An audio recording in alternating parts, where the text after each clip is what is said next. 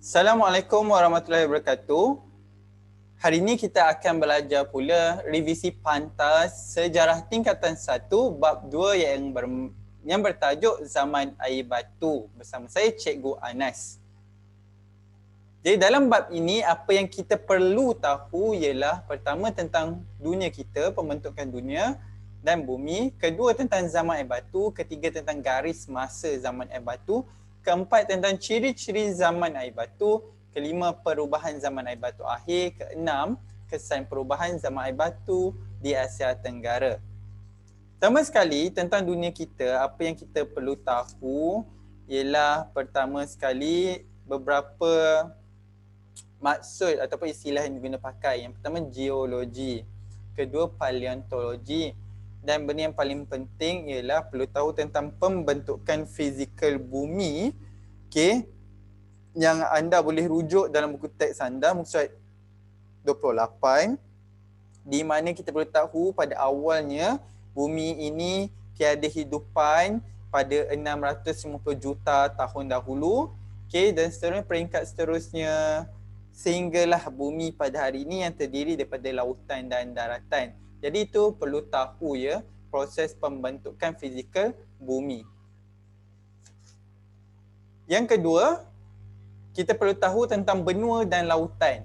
Okey, di mana kita perlu tahu terdapat 7 buah benua iaitu Amerika Utara, Amerika Selatan, Eropah, Afrika, Asia, Oceania serta Antartika.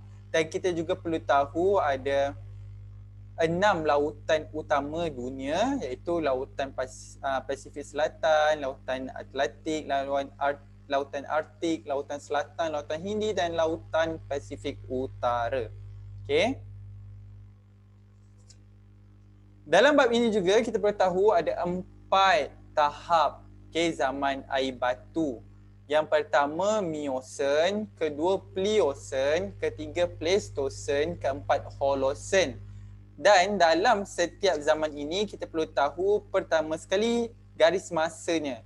Okey, iaitu Miosen 23 juta tahun dahulu sehinggalah ke Holocene iaitu 10,000 tahun dahulu sehingga kini. Okey. Baik. Jadi perlu tahu juga ciri-ciri yang berlaku dalam setiap zaman tersebut. Okey, Miosen, Pliocene, Pleistocene, Holocene. Okey, perlu tahu apa yang berlaku di setiap zaman tersebut. Seterusnya, terdapat 6 ciri-ciri zaman air batu yang kita perlu tahu. Untuk permudahkan, kita bahagikan kepada 2. Yang pertama tentang kehidupan iaitu manusia, binatang dan tumbuhan. Okey, manusia hidup nomad, binatang seperti mamut, tumbuhan yang renek dan menjala. Dan yang di bawah, bahagian bawahnya kita perlu ingat tentang kesejukan. Okay, yang pertama, aras laut yang rendah.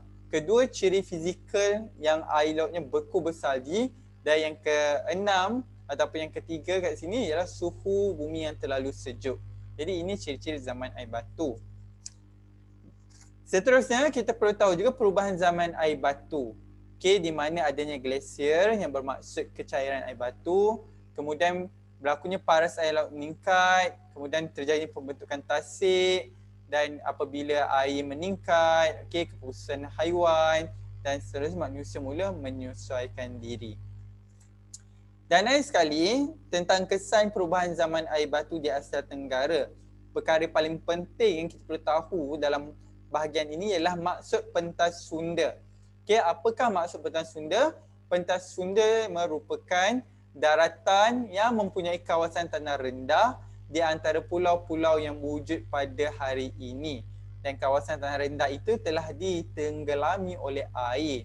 Okey, jadi itu ialah kesan perubahan utama yang kita perlu tahu di Asia Tenggara. Selain daripada wujudnya seperti selat-selat, okey, wujudnya pulau-pulau, tasik-tasik dan sebagainya. Jadi itu saja untuk revisi pantas bab 2 tingkatan 1 ini. Untuk pemahaman dan pembelajaran yang lebih lanjut ataupun lebih mendalam, boleh cari dalam playlist tingkatan 1. Jadi kita akan jumpa lagi nanti. Terima kasih.